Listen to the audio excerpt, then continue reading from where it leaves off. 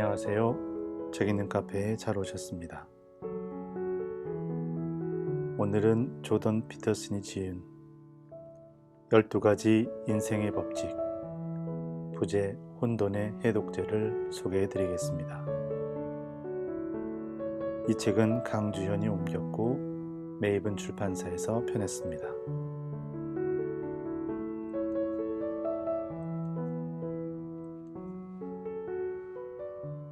조던 피터슨, 토론토 대학교 심리학 교수, 전 하버드대 교수. 토론토 대학교 학생들이 뽑은 내 인생을 바꾼 교수. 호칸으로 유명한 캐나다 엘버타주 북부의 황량한 시골 마을에서 태어나 거친 환경에서 성장했다고 합니다. 접시닦기, 주유소 주유원, 바텐더, 요리사, 양봉업자, 석유 시추공, 목공소 인부, 철로 건설 인부, 운전사 등 다양한 직업을 경험하며 자랐습니다. 1982년 엘버타대에서 정치학 학사 학위를 받고 나서 1년 동안 당시 냉전의 긴장이 최고조에 달하던 유럽을 여행하며 전체주의와 세계대전이 유럽에 남긴 깊은 상처를 확인했다고 합니다. 이를 계기로 인간의 어두운 본성을 연구하기 위해 심리학으로 전공을 바꾸었고 1991년 맥길대에서 임상심리학 박사학위를 취득했습니다.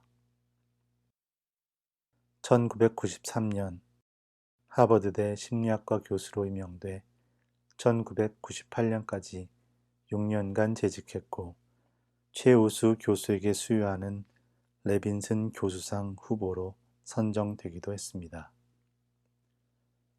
이 시절 매일 3시간씩 짬을 내 집필한 첫 책 의미의 지도를 1999년 출간했습니다.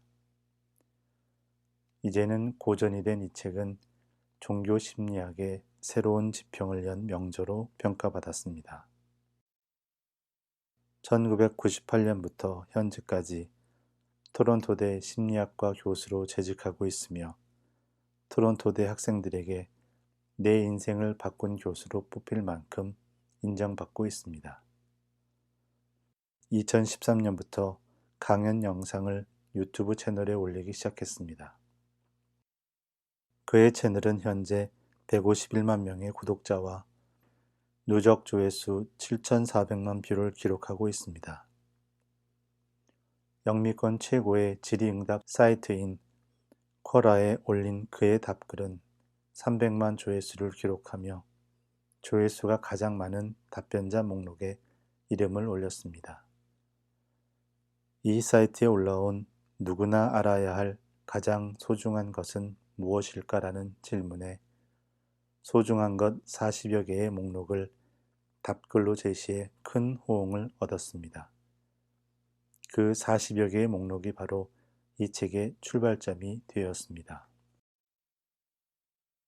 2018년 출간한 두 번째 책 12가지 인생의 법칙은 출간 즉시 미국, 캐나다, 영국, 호주 등 주요 국가에서 베스트셀러 1위를 기록했고 중국, 독일, 네덜란드, 아이슬란드 등 39개국에 판권이 판매되었으며 2018년 출간한 두 번째 책 12가지 인생의 법칙은 출간 즉시 미국, 캐나다, 영국, 호주 등 주요 국가에서 베스트셀러 1위를 기록했고 중국, 독일, 네덜란드, 아이슬란드 등 39개국의 판권이 판매되었으며 7개월 만에 판매 부수 200만 부를 돌파하며 폭발적인 인기를 끌었다.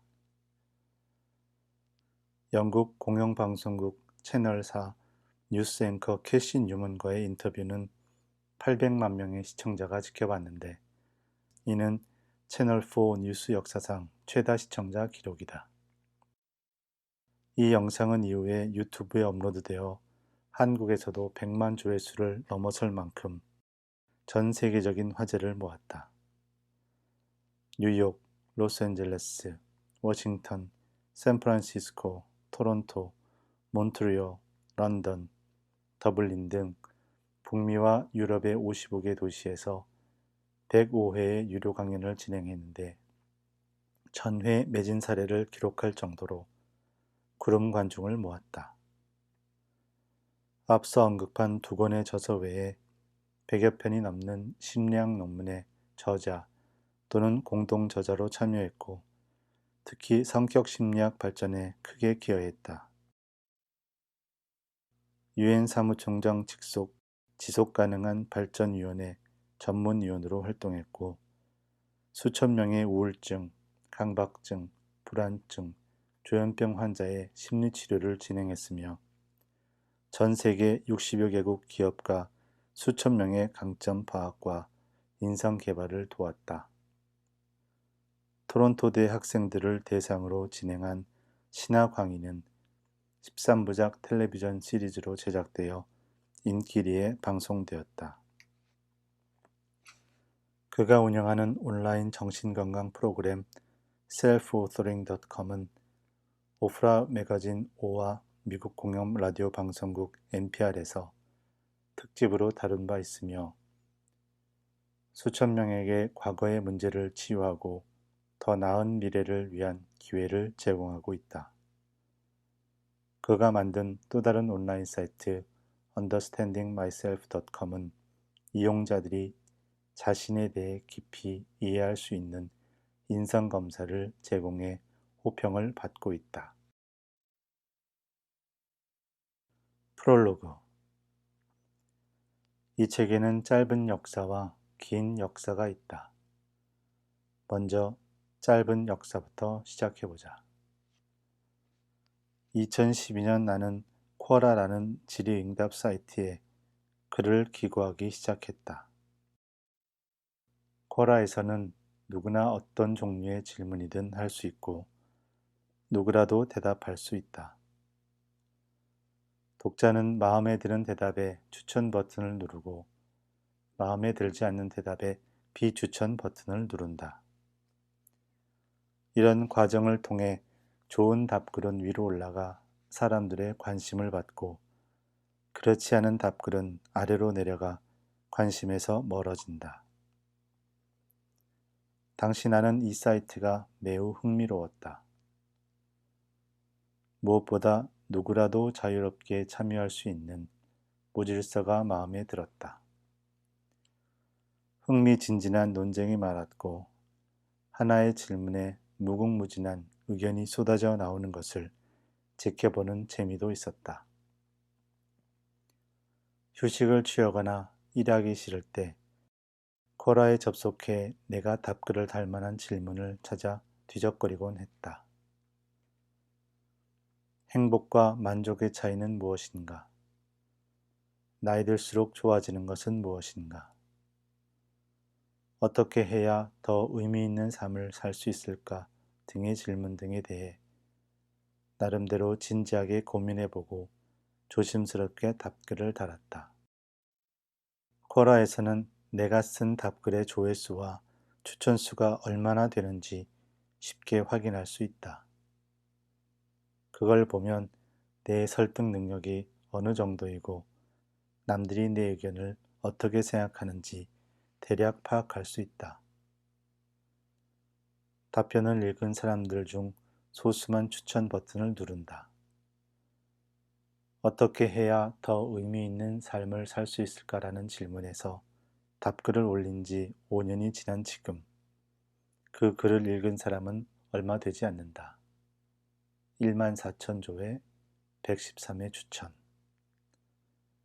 나이 들수록 좋아지는 것은 무엇인가라는 질문에 쓴 답글을 읽은 사람은 훨씬 더 적다.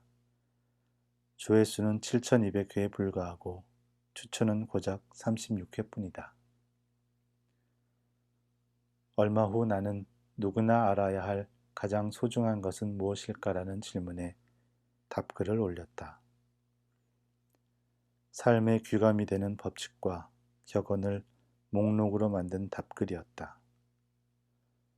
진지한 것도 있지만 농담처럼 가벼운 것도 있었다. 고통마저도 감사하라. 싫어하는 것은 하지 말라. 어떤 것도 안개 속에 감추지 말라 등등. 코라 독자들은 이 목록을 무척 좋아했다. 그들은 각자 의견을 보태며 내 글을 공유했다. 이 목록 인쇄해서 갖고 다님. 완전 대박, 코라에서 본 글 중 최고라는 식의 반응이었다. 지금 내가 교수로 있는 토론토 대학 학생들도 이 목록이 정말 마음에 든다며 용기를 북돋워 주었다. 누구나 알아야 할 가장 소중한 것은 무엇일까에 대한 내 답글은 12만 명이 읽고 2300회 추천을 받았다. 코라에 올라온 약 60만 건의 질문 중 추천수 2000회를 넘긴 답글은 수백 건에 불과하다. 일하기 싫을 때 시간을 보내던 사이트에서 0.1%에만 허락된 영광을 누린 것이다. 0.1%에만 허락된 영광을 누린 것이다. 처음 인생의 법칙 목록을 쓸 때는 그런 폭발적인 반응을 전혀 예상하지 못했다. 그 글을 올린 전후로 몇 달 동안 60편 정도의 답글을 썼다. 다른 글을 쓸 때도 정성을 다했다. 코라 사람들 반응은 잔인할 정도로 솔직하다. 응답자는 모두 익명이고 전혀 사심이 없다. 그들은 편견 없이 자발적으로 의견을 낸다.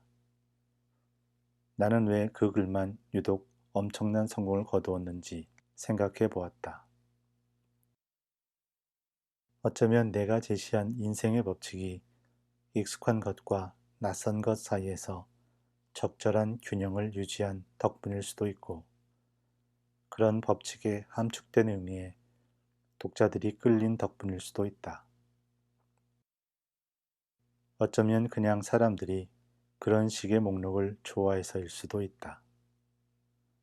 그 일이 있기 몇 달 전, 그러니까 2012년 3월, 나는 한 저작권 대리인으로부터 이메일을 한 통 받았다. 그녀는 내가 CBC 캐나다 방송공사 라디오 행복의 비밀이라는 프로그램에 출연해 행복이 삶의 목표가 되어서는 안 된다고 한 말을 인상 깊게 들었다고 했다. 나는 수십 년 전부터 20세기 암울한 면을 다룬 책을 많이 읽었고, 특히 나치 독일과 소련에 관심이 많았다. 소련 강제 노동 수용소의 섬뜩한 현실을 치밀하게 기록한 알렉산드르 솔제니치는 인간이 행복을 위해 창조되었다고 주장하는 이데올로기는 작업반장이 휘두르는 몽둥이로 한 대만 맞아도 사라질 한심한 이데올로기라고 말한 적이 있다. 삶이 위기에 처하면 어김없이 찾아오는 고통은 행복한 삶을 위한 노력을 비웃는다. 나는 그 라디오 프로그램에서 행복을 추구하는 것보다 더 깊은 의미를 지닌 무엇인가가 필요하다고 말했다. 그런 의미는 오래전부터 전해오는 위대한 민담과 이야기에 꾸준히 등장하고, 행복보다는 고통을 맞닥뜨릴 때 나타나는 인간의 특징과 밀접한 관계가 있다고도 지적했다.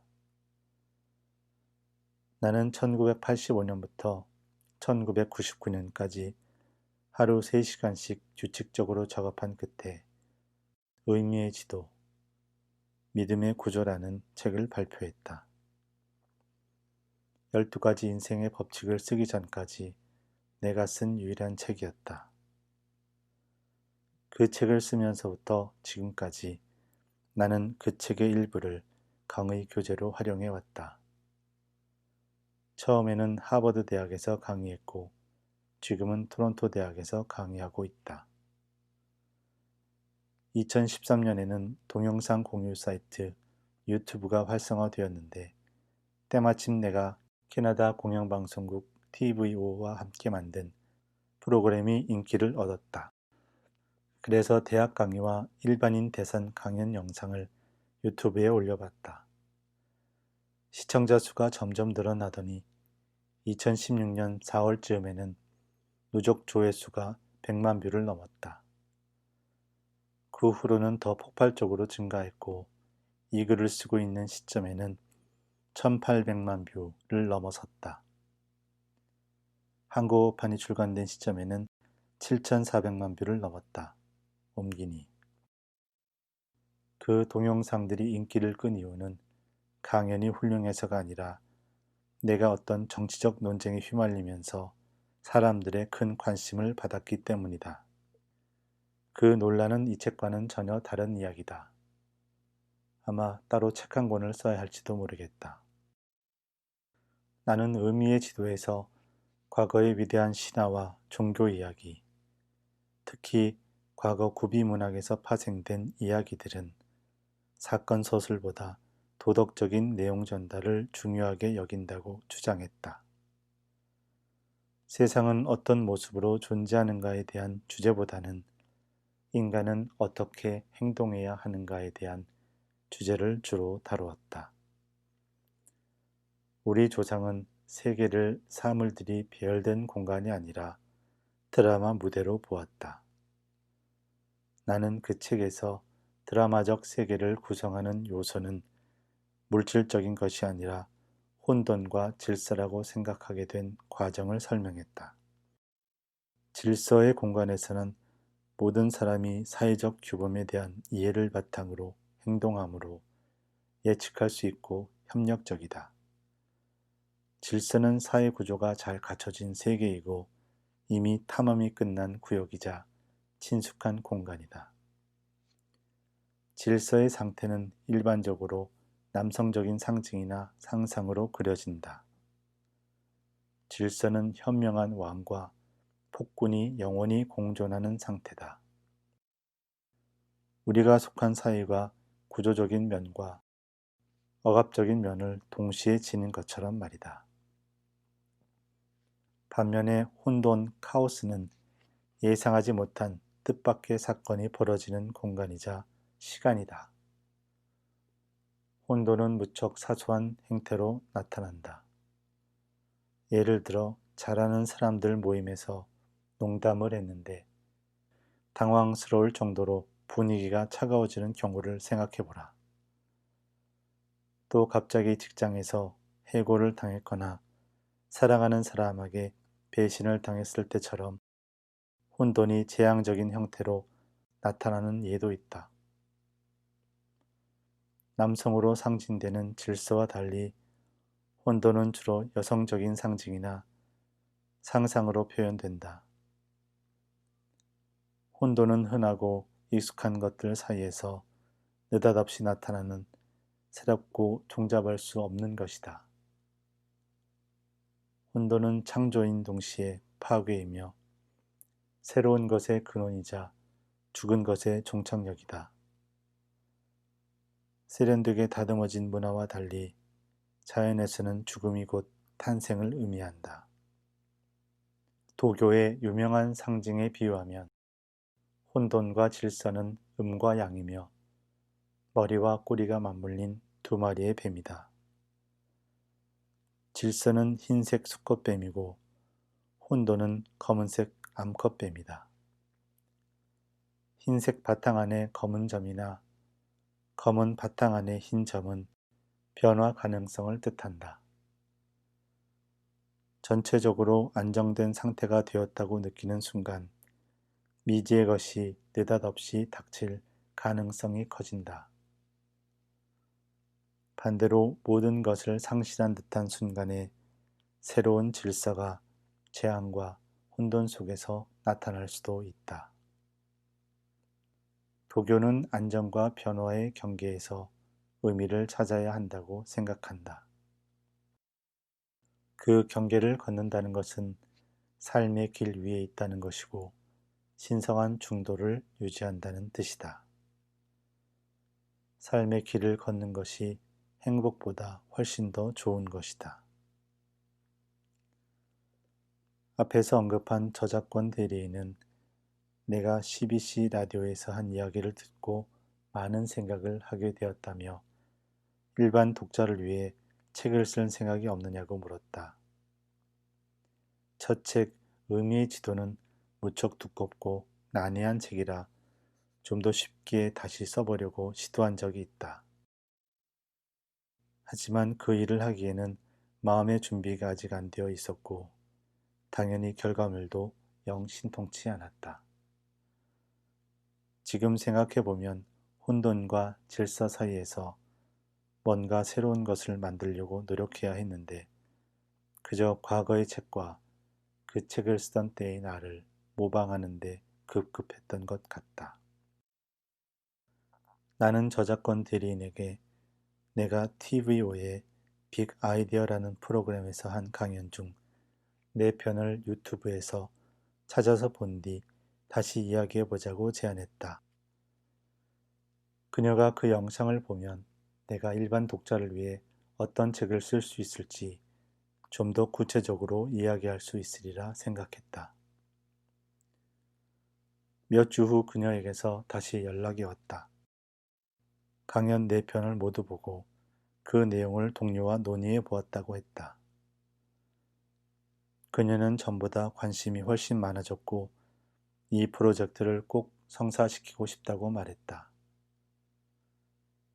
긍정적인 반응이었지만 마냥 좋지만은 않았다. 나는 조심스럽고 특이한 성격이라 사람들이 내 말에 긍정적으로 반응하면 오히려 주저하게 된다. 또 외부 단체로부터 강연해 달라는 요청을 받으면 머뭇거린다. 내가 가르치는 걸 학교 밖 사람들이 알면 대소동이 벌어질 거라고 생각하기 때문이다.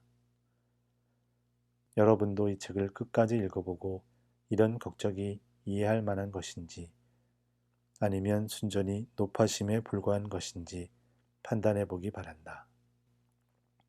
그녀는 우리가 즐겁게 살기 위해 필요한 것에 관한 간단한 안내서를 써달라고 부탁했다. 일단 즐겁게 산다라는 게 무엇을 뜻하는지는 논외로 하자. 나는 곧바로 쿼라에 올린 목록을 머릿속에 떠올렸다. 쿼라에 처음 답글을 올린 뒤 이런저런 새로운 생각을 덧붙여 여러 차례 수정을 한 터였다. 사람들은 새로운 생각에 대해서 긍정적인 반응을 보였다. 쿼라 목록과 저작권 대리인 아이디어는 통하는 면이 있었다. 나는 그녀에게 쿼라 목록을 보내 의견을 물었다. 그녀의 반응은 긍정적이었다. 그 무렵 옛 제자이자 친구인 소설가 그레그 허위츠가 새로운 책을 구상하고 있었다. 훗날 베스트셀러가 된 스릴러 소설 고아 X였다. 허위츠도 내 법칙들이 좋다고 했다. 그가 쓴 소설의 여자 주인공 미아는 내 법칙들 중 사건의 전개 과정과 맞아떨어질 만한 법칙을 선택해 냉장고 문에 붙였다. 내 법칙들이 일반적인 사람들에게 호응을 얻었다는 막연한 추측을 뒷받침하는 증거였다. 나는 저작권 대리인에게 법칙을 말하고 그에 대해 짤막하게 설명하는 식으로 책을 쓰겠다고 했고 그녀는 내 제안을 받아들였다. 하지만 본격적으로 책을 쓰기 시작하자 생각지 못한 문제가 생겼다. 각 법칙에 관해 내가 애초 생각한 것보다 말하고 싶은 게 훨씬 더 많았던 것이다. 결코 간단하고 짤막하게 끝낼 수 없었다. 내가 첫 책을 쓸 때 자료 조사를 위해 엄청난 시간을 쏟는 데에도 적잖은 원인이 있었다. 당시 나는 역사학과 신화, 신경과학과 정신분석학, 아동심리학과 치약을 공부했고 심지어 성경도 상당히 많은 부분을 다시 읽었다. 밀턴의 신라건과 괴테의 파우스트, 단테의 지옥편도 다시 읽고 꼼꼼히 분석했다. 좋든 싫든 나는 이 모든 것을 통합해 냉전 시대의 핵교착 상태라는 복잡한 문제를 풀어보려고 시도했다. 사람들이 세상이 파괴될지도 모르는 위험을 감수하면서까지 신념을 지키려 한다는 사실을 이해할 수 없었기 때문이다. 하지만 신념 체계를 공유할 때 사람들은 상대를 더 잘 이해할 수 있게 된다는 점에서 신념 체계가 단순히 믿음만은 아니라는 사실을 알게 되었다. 가치관을 공유하는 사람들은 상대를 쉽게 예측할 수 있다. 그들은 상대의 기대와 요구에 부응하는 방향으로 행동한다. 상대에게 무엇을 기대해야 하는지 알기에 사이좋게 협력할 수 있고 심지어 경쟁마저 평화롭게 할 수 있다. 공유된 신념 체계는 모든 사람을 단순한 잣대로 판단하게 만든다. 또한 서로를 잘 아는 사람들이 힘을 모아 세계를 길들이기에 세계도 단순해진다. 어쩌면 그들에게는 이런 체제를 지켜 단순함을 유지하는 것보다 중요한 것은 없을지도 모른다.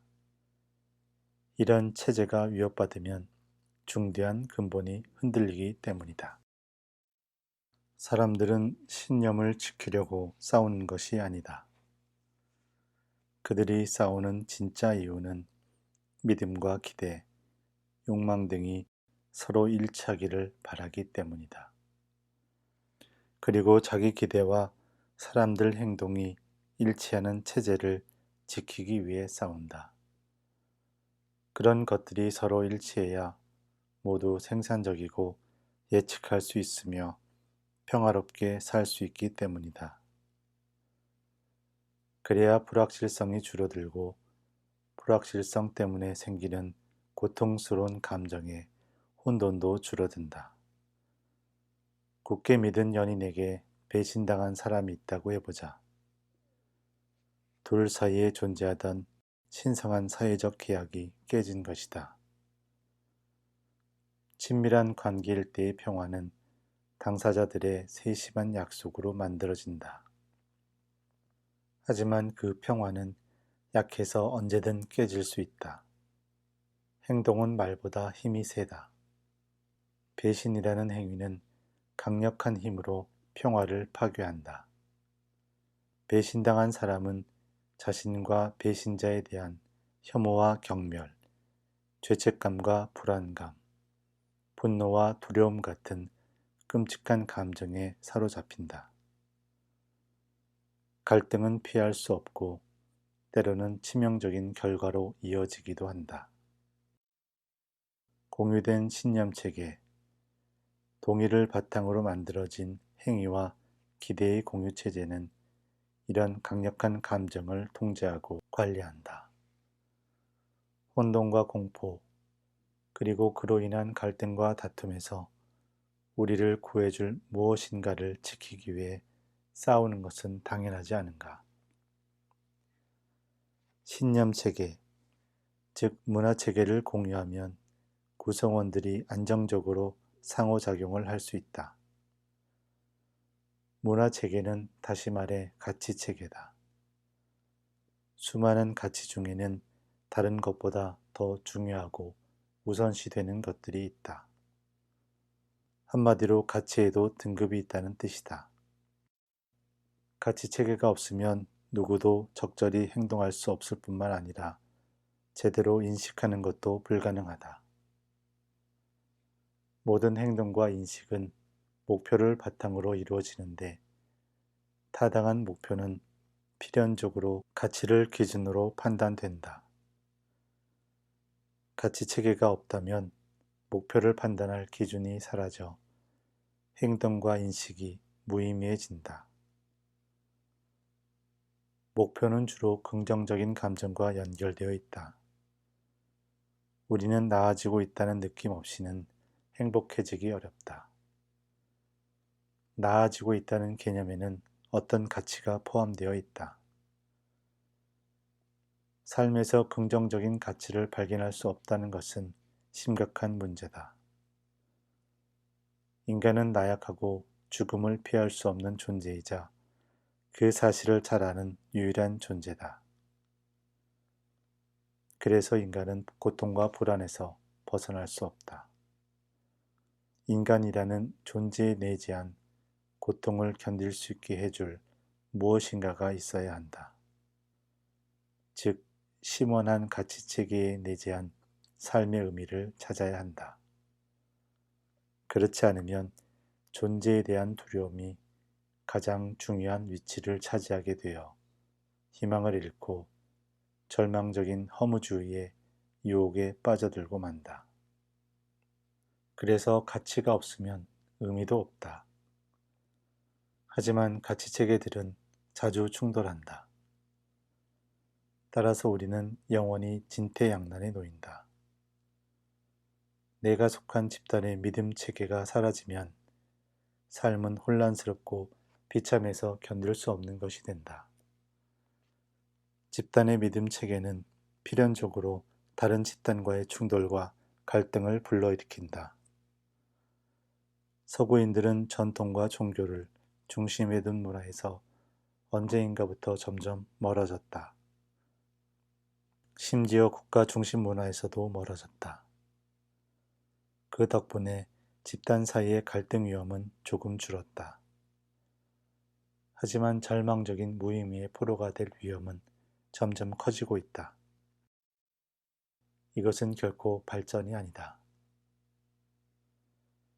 의미의 지도를 쓰는 동안 나는 우리에게 갈등을 감당할 여유가 없다는 걸 깨달았다. 20세기의 세계를 뒤흔든 엄청난 갈등은 인간이 감당할 만한 것이 아니었다. 게다가 지금은 파괴적인 기술의 위력이 지구를 통째로 날려버릴 정도로 강력해졌다. 지금 전쟁이 나면 그 결과는 그야말로 세상의 종말이다. 그런데도 우리는 가치체계와 신념체계, 문화체계를 결코 포기할 수 없다. 나는 이 까다로운 문제의 답을 찾으려고 몇 달 동안 씨름했다. 내가 아직 모르는 제3의 길이 있는 걸까? 내가 아직 모르는 제3의 길이 있는 것일까? 그 무렵 어느 날 밤 꿈을 꾸었다. 내가 거대한 성당의 둥근 천장 바로 밑에 달린 샹들리에에 매달려 있는 꿈이었다. 바닥에는 수많은 이야기가 굴러다녔고 사람들은 아득히 멀리 떨어져 조그맣게 보였다. 나와 벽의 거리는 어마어마하게 멀고 둥근 천장도 까마득해 보였다. 나는 임상 심리학자가 되는 과정에서 꿈을 자세히 관찰하는 법을 배웠다. 꿈은 이성이 접근한 적이 없는 어둑한 곳에 빛을 비추는 역할을 한다. 나는 기독교 교리도 상당히 연구했다. 다른 종교 관련 연구는 다소 부족하지만 부족함을 채우려고 노력하고 있다. 그래서 내가 아는 지식을 바탕으로 그 꿈의 의미를 이해해 보려고 했다. 꿈에 등장한 성당은 십자가 모양으로 지어졌고 둥근 천장 아래 중심점은 십자가의 중심점이었다. 십자가는 최악의 고통을 상징하는 동시에 죽음과 변화를 상징하며 세상의 중심을 뜻하기도 했다. 나는 그곳에 매달려 있고 싶지 않았다. 그럭저럭 공중에서, 상징적인 하늘에서 특색은 없지만 안전하고 익숙한 바닥으로 내려왔다. 어떻게 내려왔는지는 모르겠다. 그리고는 침실로 돌아가 다시 침대에 누웠다. 잠이라는 평화로운 무의식 세계로 돌아가고 싶었다. 그마저도 여전히 꿈속이었다. 하지만 긴장이 풀리자 몸이 이동하는 느낌이 들었다. 강력한 바람이 내 몸을 휘감으며 다시 성당으로 데려가 그 중심점 아래에 되돌려 놓을 듯한 태세였다. 피할 길이 없었다. 지독한 악몽이었다. 깜짝 놀라 잠에서 깼다. 내 뒤에 커튼이 불쑥 밀려와 베개를 뒤덮었다. 비몽사몽 중에 침대 발치를 물끄러미 바라보았다. 그 거대한 성당의 문이 보였다. 소스라치게 놀라 잠에서 완전히 깼다. 그제야 성당 문이 사라졌다. 그 꿈은 나를 존재의 중심에 두었고 도망갈 방법은 없었다. 그 꿈의 의미를 파악하는데 몇 달이 걸렸다. 그러는 동안 나는 과거의 위대한 이야기들이 다룬 주제에 대해 더욱 깊이 깨닫게 되었다. 그것은 바로 중심을 차지하는 것은 하나의 독립된 개체라는 사실이었다. X자 표시의 가운데 점처럼 중심은 십자가로 표시된다. 그 십자가에 존재하는 것은 고통과 변화다. 무엇보다 이 사실을 자발적으로 받아들여야 한다.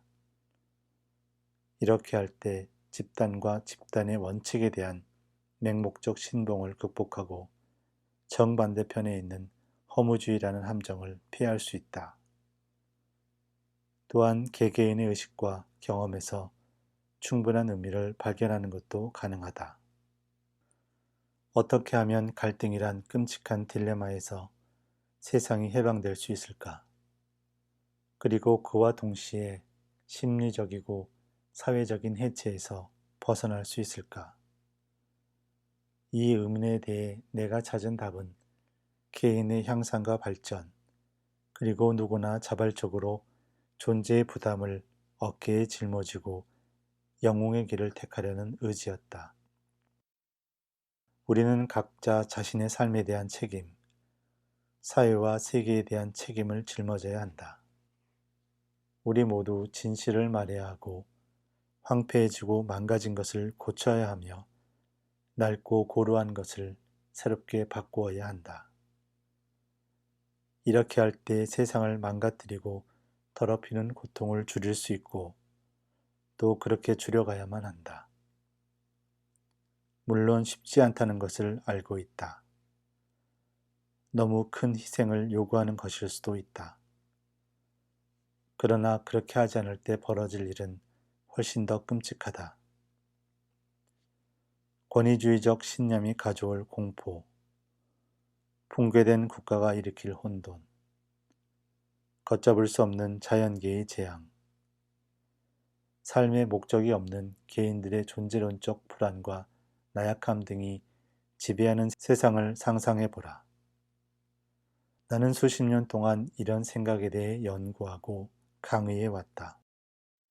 또한 이런 생각과 관련된 이야기와 관념을 상당히 모아왔다. 그렇다고 내 생각이 무조건 옳고 완전하다고 말하는 것은 아니다. 존재는 개개인이 생각해낼 수 있는 수준보다 훨씬 복잡하다. 내가 모든 것을 알고 있는 것도 아니다. 나는 단지 내가 알고 있는 것 중에서 최선을 제시할 뿐이다. 이 책은 그동안의 내 연구와 사색에서 얻어낸 결과물이다. 처음에 나는 코라에 올린 40개의 답글로 얄팍한 책을 쓰려고 했다. 출판사인 펭귄 랜덤하우스 캐나다도 그렇게 하라고 했다. 하지만 글을 쓰는 동안 나는 책의 법칙수를 25개로 다시 16개로 줄였고 최종적으로는 현재의 12개로 줄였다. 또한 편집자의 도움과 질책을 받아가면서 꼬박 3년 동안 원고를 고쳤다. 앞에서 언급한 허위츠의 날카로운 비판도 큰 도움이 되었다. 12가지 인생의 법칙, 혼돈의 해독제라는 제목을 결정하는 데도 무척 오랜 시간이 걸렸다. 많은 후보들 중에서 이 제목을 선택한 이유는 무엇보다 단순함 때문이었다. 이 제목에는 원칙이 정리되지 않으면 카오스가 유혹한다는 뜻이 담겨 있다.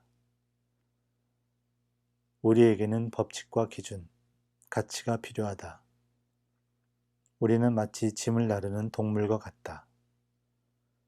우리 인생이 살만한 가치가 있고 우리가 존재하는 이유가 있다는 것을 증명하기 위해서라도 짐을 짊어져야 한다. 우리에게는 일상과 전통도 필요하다. 그런 것이 질서다. 하지만 질서도 지나치면 좋지 않다. 혼돈이 우리를 덮치고 그 결과 우리가 혼돈에 매몰될 수 있기 때문이다. 우리는 좁고 곧은 길을 걸어야 한다. 이 책에서 언급하는 12가지 법칙은 그곳에 있기 위한 지침이다. 그곳은 혼돈과 질서의 경계선 위에 있다. 그곳은 우리가 안정을 누리면서도 얼마든지 탐험과 변화, 수정과 협력을 시도할 수 있는 곳이다. 그곳은 우리의 삶, 그리고 삶에서 피할 수 없는 고통을 정당화하는 의미를 찾을 수 있는 곳이다. 우리가 올바르게 산다면 부담스러운 자의식의 무게를 견뎌낼 수 있을 것이다. 올바르게 산다면 우리가 죽음을 피할 수 없는 유약한 존재라는 사실을 기꺼이 인정할 것이다. 원망으로 시작해서 시샘과 복수심과 파괴적 욕망을 차례로 자극하는 피해의식에도 사로잡히지 않을 것이다. 올바르게 산다면 우리가 불완전하고 무지한 존재라는 사실을 감추기 위해 전체주의적 이념에 의지할 필요도 없을 것이다. 올바르게 산다면 지옥으로 향하는 모든 길을 피할 수 있을 것이다. 우리는 20세기의 진짜 지옥이 어떤 것인지를 생생히 목격하지 않았는가? 이 책에서 소개하는 12가지 법칙과 그에 관한 설명을 통해 이미 알고 있는 것을 좀 더 깊이 이해할 수 있기를 바란다.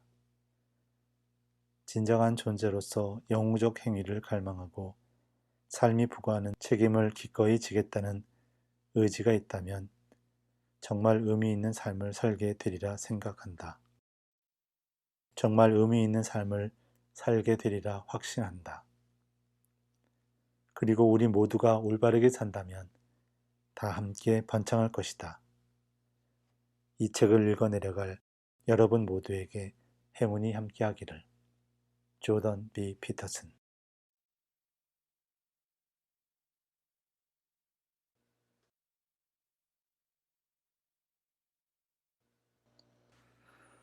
법칙 1.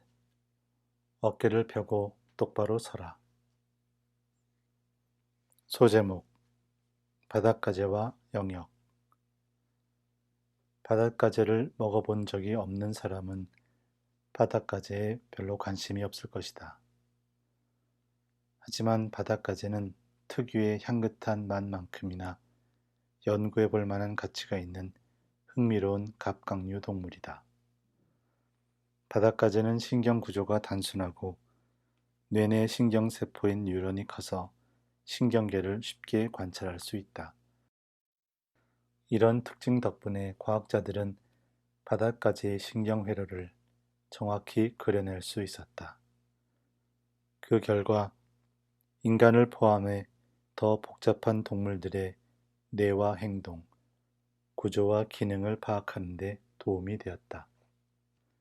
바닷가재는 생각보다 인간과 공통점이 많다. 바닷가재는 바다 깊은 곳에 서식한다. 바닷가재 본거지 위에서 다른 바다 생물들의 학살과 죽음이 끝없이 이어지고 그런 혼돈의 부산물이 바닥에 떨어져 내린다.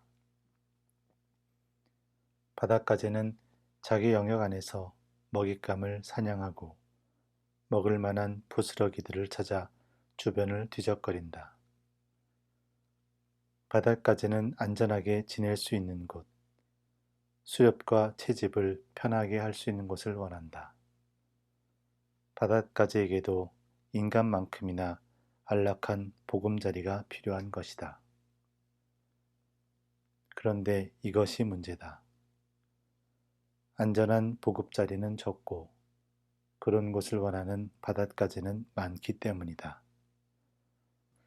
만약 바다 밑바닥에 사는 바닷가재 두 마리가 같은 시각에 같은 영역을 차지하고 같은 곳에 살겠다고 하면 어떤 일이 벌어질까? 또 바닷가재 수백 마리가 가족을 먹여 살리겠다고 좁은 곳에서 얼마 안 되는 부스러기를 두고 다퉈야 한다면 어떻게 될까? 바닷가재뿐만 아니라 모든 피조물이 이런 문제에 부딪힌다. 봄에 북쪽으로 날아오는 작은 새들도 치열하게 영역 다툼을 벌인다. 새들의 노랫소리는 아름답고 평화롭게 들리지만 사실은 이 영역의 주인은 나라는 것을 사방에 알리는 위협의 함성이다. 맑고 고운 소리로 자신의 주권을 강력히 주장하는 작은 전사인 것이다. 굴뚝새를 예로 들어보자. 갈색 깃털과 재빠른 움직임이 특징인 굴뚝새는 북아메리카에서 흔히 볼 수 있는 새다. 주로 곤충을 잡아먹고 몸집은 주먹만 하지만 무척 활동적이다. 굴뚝새는 비바람을 피할 수 있는 안전한 곳에 둥지를 짓는다. 가까이에서 먹이를 구할 수 있고 짝을 찾기 쉬운 곳이라면 최상급이다.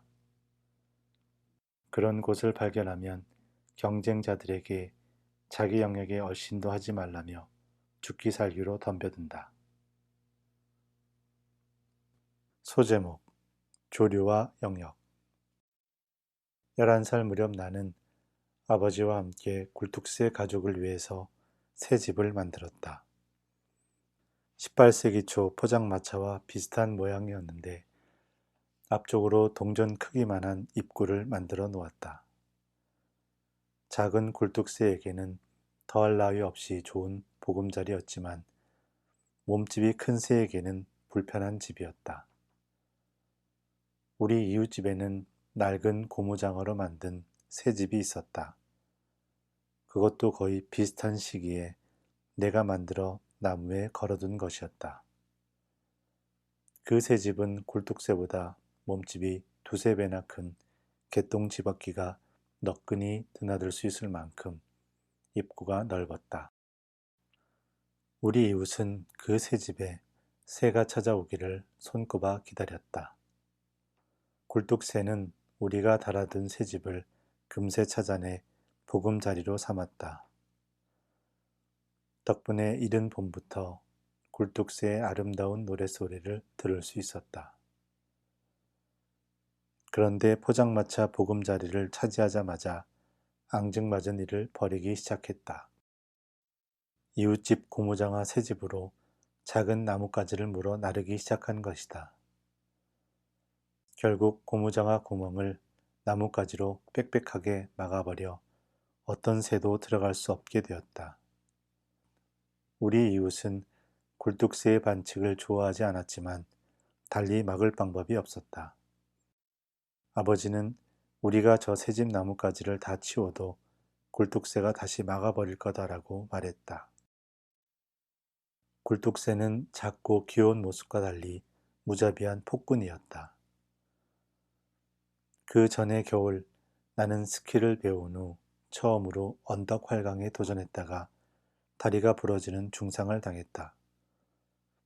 불행 중 다행으로 어리숙한 학생들을 위해 들어놓은 학교 상해보험 덕분에 상당한 보험금을 받았다. 그 돈으로 당시 최첨단 제품이었던 카세트 녹음기를 샀다.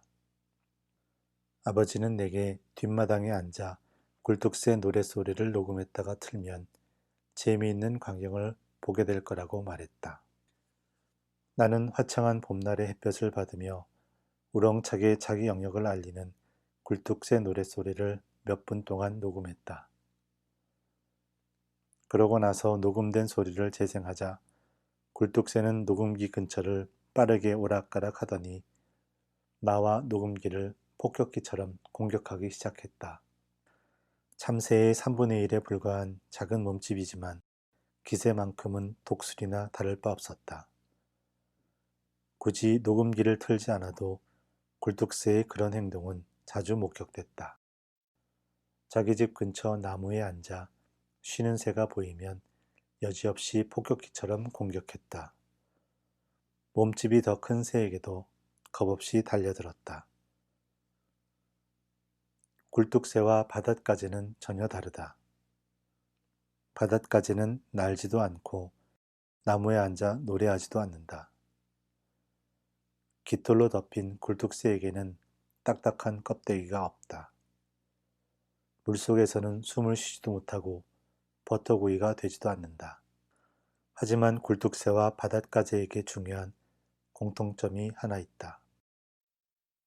다른 많은 동물처럼 지위와 영역에 집착한다는 점이다.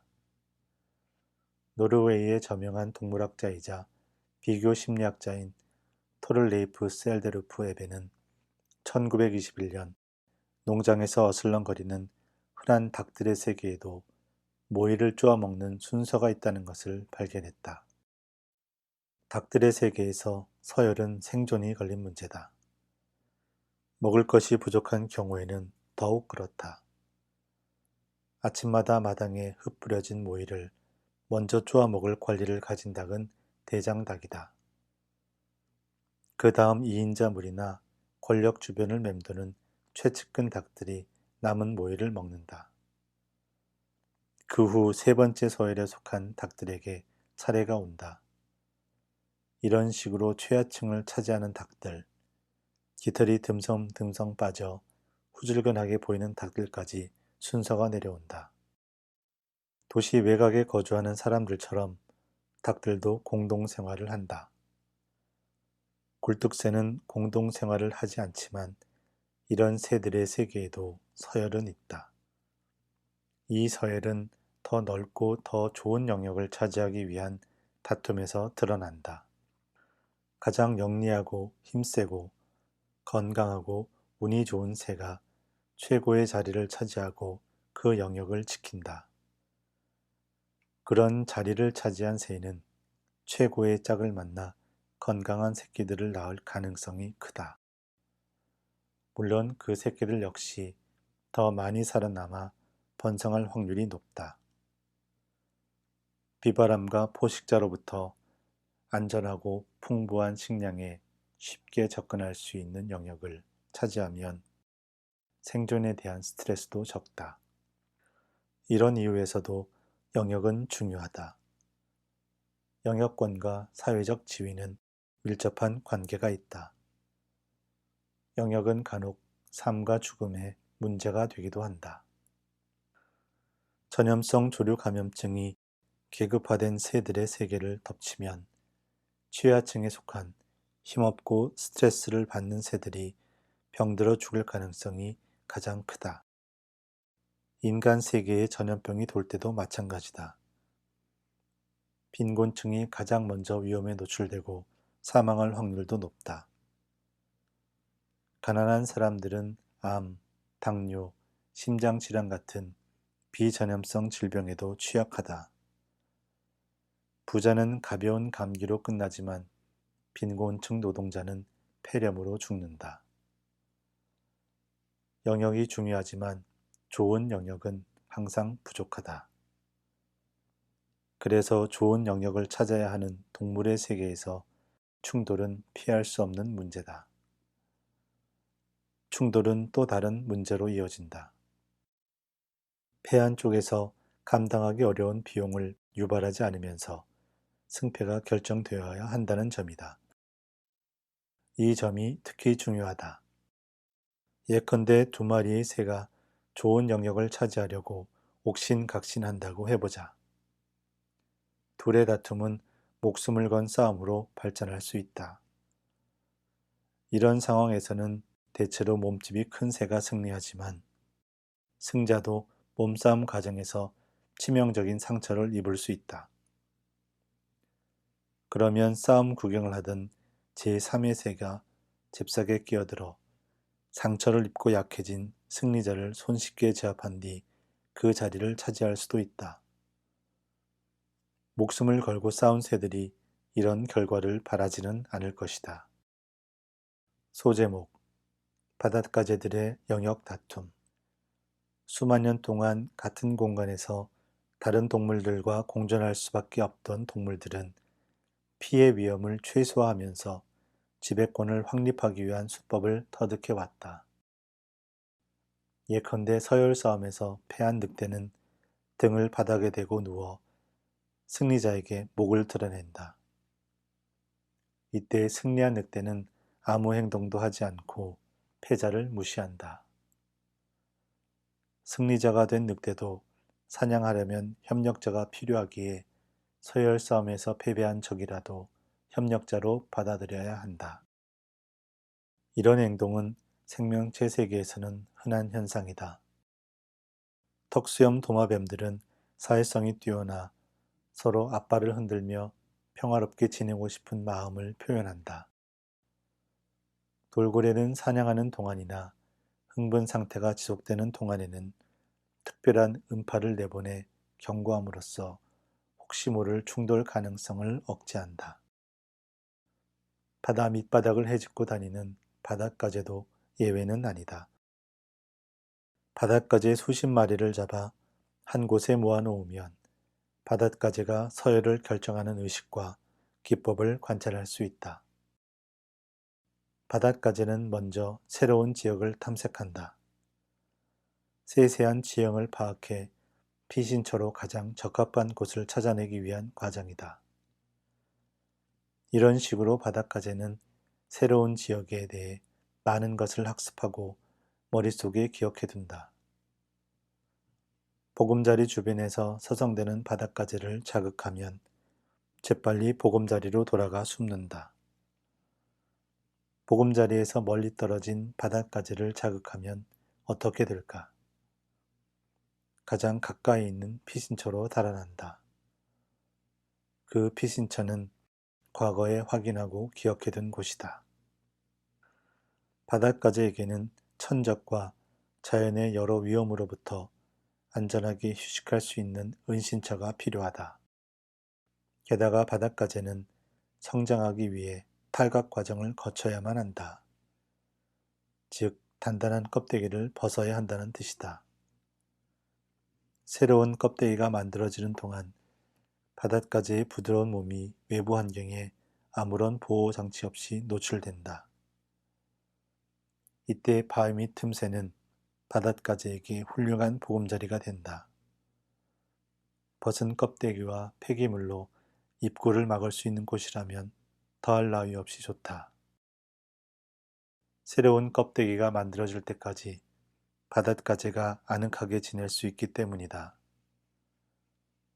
하지만 어느 지역이든 최상급 보금자리는 극소수에 불과하다. 매우 드문 만큼 가치가 크다. 다른 모든 바닷가재도 그런 곳을 찾아 헤매기 때문이다. 좋은 은신처를 찾아 탐험하는 바닷가재들은 결국 서로 마주친다.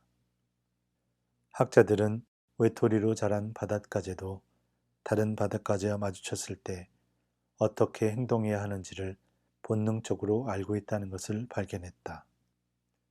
방어와 공격을 위한 복잡한 행동이 바닷가재의 신경계에 심겨 있다는 뜻이다.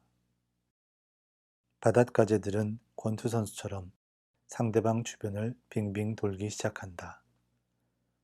집게발을 크게 벌려 앞뒤로 흔들면서 상대방 동태를 살핀다. 그러면서 눈 밑에 있는 분출기관을 통해 상대에게 특별한 액체를 뿌린다. 그 액체에는 자신의 몸집과 성별, 건강과 감정을 상대에게 전달하는 화학물질이 들어있다. 때때로 바닷가재는 상대방 집게발이 자기 것보다 훨씬 크면 싸우지 않고 물러서기도 한다. 분출된 액체의 화학물질 정보도 작고 약한 바닷가재를 물러서게 만든다. 압도적인 힘의 차이로 큰 충돌 없이 분쟁이 마무리되는 경우는 비교적 평화로운 1단계 분쟁이다. 하지만 몸집과 능력이 엇비슷하거나 분출된 액체에 충분한 정보가 담겨 있지 않으면 2단계 분쟁으로 넘어간다. 한 녀석이 더듬이를 미친 듯이 휘젓고 집게발을 아래로 접으며 다가서면 상대는 잠시 뒤로 물러선다. 하지만 곧바로 앞으로 나아가며 반격을 시도하면 이번에는 선공을 날린 녀석이 뒤로 물러선다. 이런 실랑이를 서너 차례 반복하다가 둘 중 더 겁많은 녀석이 꼬리를 휙 돌려 뒷걸음질로 자리를 뜬다. 도망친 녀석은 좀 더 약한 상대를 만나기를 바라며 다른 곳에서 행운을 시험한다. 만약 어느 쪽도 물러서지 않고 팽팽하게 대치할 경우 3단계 분쟁으로 넘어간다. 이번엔 진짜 전투가 벌어진다. 3단계 분쟁에서는 바닷가재들이 격분하여 포악하게 상대를 향해 진격한다. 집게발을 쭉 뻗고 전투를 시작하면서 상대를 뒤집으려고 시도한다. 뒤집힌 바닷가재는 자칫하면 치명적인 타격을 입을 수 있다는 생각에 대체로 싸움을 포기하고 전쟁터를 떠난다. 어느 쪽도 상대를 뒤집지 못하거나 뒤집힌 녀석이 싸움을 포기하지 않으면 바닷가재의 충돌은 4단계 분쟁으로 넘어간다. 이 단계는 무척 위험하므로 함부로 시작할 만한 단계가 아니다. 적어도 한 녀석은, 어쩌면 두 녀석 모두 치명적인 상처를 입을 가능성이 크다. 두 바닷가재는 빠른 속도로 서로에게 접근한다. 집게발을 크게 벌리고 상대 다리나 더듬이 혹은 눈자루 같이 튀어나온 부분이나 약한 부분을 움켜잡으려 한다. 상대방을 움켜잡는 데 성공하면 잽싸게 뒤로 물러서며 집게발로 그 기관을 뜯어내려 한다. 분쟁이 2단계에 이르면 승자와 패자가 명확히 갈린다. 패자는 거의 살아남을 수 없다. 특히 패자가 승자 영역에서 빠져나오지 못하면 처절한 응징을 당하고 만다. 싸움에서 패배한 바닷가재는 더 싸우려 들지 않는다. 싸우는 동안 보여준 패기 넘치는 공격성은 사라지고 다른 적은 물론 예전에 이겨본 적하고도 싸우려 하지 않는다. 패배한 경쟁자는 자신감을 완전히 잃는다. 그런 상태가 며칠씩 지속되기도 한다. 특히 영역을 지배하던 바닷가재가 패배하면 그 바닷가재의 뇌 구조는 완전히 해체되어 약자에 적합한 새로운 뇌가 만들어진다. 영역 지배자 시절의 뇌는 약자로 전락한 후의 상황을 감당할 수 없다. 따라서 실질적으로 완전한 해체와 재형성 과정을 거쳐야 한다. 사랑을 잃거나 직장 혹은 사업에서 큰 실패를 겪은 후 고통스러운 변화를 경험한 사람이라면 영역의 지배자에서 패배자로 추락한 바닷가재의 상황을 이해할 수 있을 것이다.